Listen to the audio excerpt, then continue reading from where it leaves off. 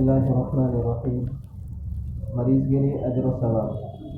حدیث پاک میں آیا ہے کہ جب کوئی بندہ بیمار پڑ جاتا ہے تو اللہ رب العزت فرشتوں کو حکم دیتے ہیں کہ اس مریض کے منہ سے کراہنے کی جو آواز نکل رہی ہے، یعنی ہوں ہر مرتبہ کراہنے پر سبحان اللہ کہنے کا اجر لکھا جائے، اور اگر درد کی وجہ سے وہ مریض چیخنے لگے تو فرشتوں کو حکم ہوتا ہے کہ تم لا الہ الا اللہ پڑھنے کا اجر اس کے نامہ اعمال میں لکھو۔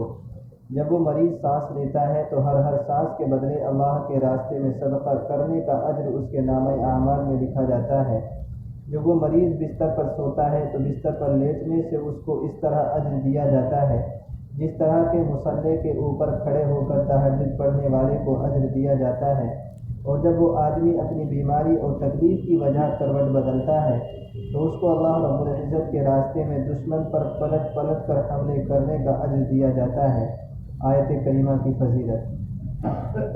حدیث پاک میں آیا ہے کہ جب کوئی آدمی بیمار ہو جائے تو اس کو چاہیے کہ یہ پڑھ لے لا الہ الا انت سبحانک انی کنت من الظالمین۔ اسے آیت کریمہ کہتے ہیں۔ اگر کوئی آدمی اپنی بیماری میں اس کو 40 مرتبہ پڑھ لے تو اگر صحت ملی تو اللہ تعالیٰ گناہوں سے پاک فرما دیں گے، اور اگر اس بیماری میں اس کی موت آ گئی تو اللہ تعالیٰ قیامت کے دن شہداء کی قطار میں کھڑا فرما دیں گے۔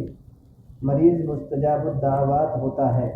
حدیث پاک میں آیا ہے کہ جب تم عیادت کرنے کے لیے کسی مریض کے پاس جاؤ تو اس سے اپنے لیے دعا کرواؤ، اس لیے کہ مرض کے حال میں اللہ رب العزت بندے کی دعا کو اس طرح قبول کرتے ہیں جس طرح کہ وہ اپنے فرشتوں کی دعا کو قبول کر لیا کرتے ہیں۔ سیدنا ایوب علیہ السلام کا صبر۔ سیدنا ایوب علیہ السلام اللہ تعالیٰ کے پیغمبر تھے۔ اللہ رب العزت نے ان کو مال دیا، اولاد دی، حتیٰ کہ ہر طرح کی نعمتیں دی تھی۔ شیطان کہنے لگا کہ ان کی ساری عبادتیں اس لیے ہیں کہ ان کو دنیا کا مال و متاع ملا ہوا ہے، ذرا لے کے دیکھیں تو پھر پتہ چلے۔ اللہ رب العزت کے اذن سے ان کا جتنا مال تھا وہ سارا کا سارا کسی وجہ سے ضائع ہو گیا۔ کہنے لگا اولاد تو ہے، ایسی بیماری آئے کہ ان کی جتنی اولاد تھی وہ ساری کی ساری ان کی آنکھوں کے سامنے فوت ہو گئی۔ شیطان کہنے لگا صحت تو ہے۔ اللہ رب العزت نے ان کے جسم پر چیچک کے دانوں کی طرح کے دانے نکال دیے، حتیٰ کہ ان کی زبان اور آنکھوں کے سوا پورا جسم ان دانوں سے بھر گیا۔ وہ دانے اتنے بڑے زخم بن گئے کہ اس میں کیڑے بھی پڑ گئے۔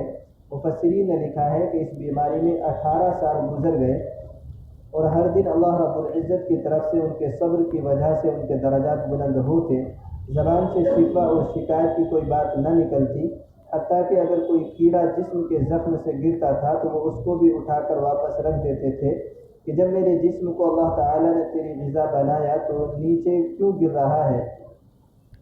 18 سال کے بعد شیطان بہت پریشان ہوا کہ یہ تو اللہ تعالیٰ کے ایسے مقرر بندے ہیں کہ اتنی آزمائشوں میں بھی اپنی زبان سے کوئی بے صبری یا ناشکری کا لفظ نہیں نکالا۔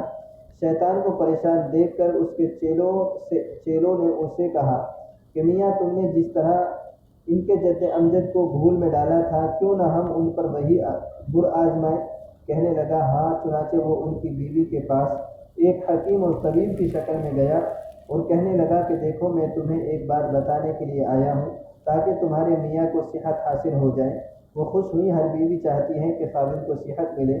کہنے لگا کہ اس کا علاج میرے پاس موجود ہے، مگر ہمارے یہاں دستور یہ ہے کہ جیسے تم عرش کے خدا کو سجدہ کرتے ہو ایک دفعہ مجھے بھی سجدہ کر لو تو میں ایک ایسا علاج آزماؤں گا کہ تمہارا خاوند صحت مند ہو جائے گا۔ بیوی نے سنا تو خاموش ہو گئی، کہنے لگی کہ میں ان کے پاس جاؤں گی اور ان سے پوچھوں گی۔ چنانچہ تفسیر میں لکھا ہے کہ وہ آپ کے پاس آئی اور اس نے آ کر پوچھا۔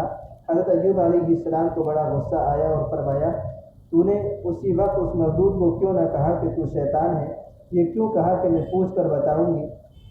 اگر اللہ نے مجھے صحت دی تو میں تجھے 100 کوڑے لگاؤں گا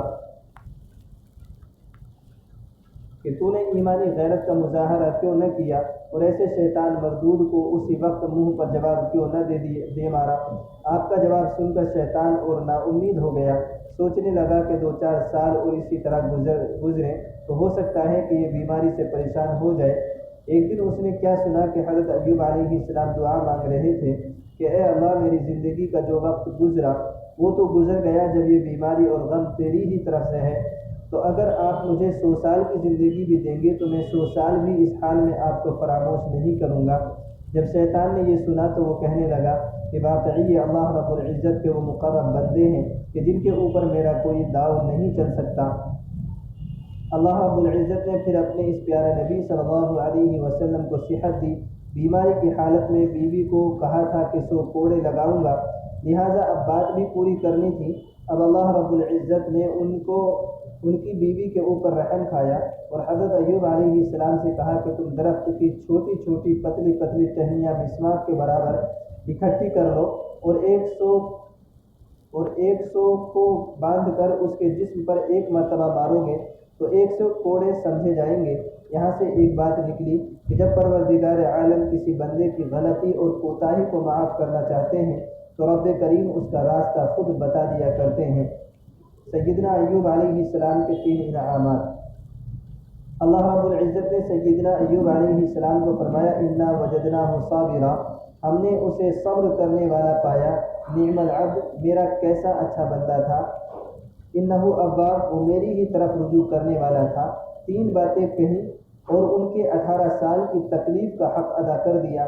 قیامت تک ان صفات کے ساتھ حضرت ایوب علیہ السلام کا تذکرہ کیا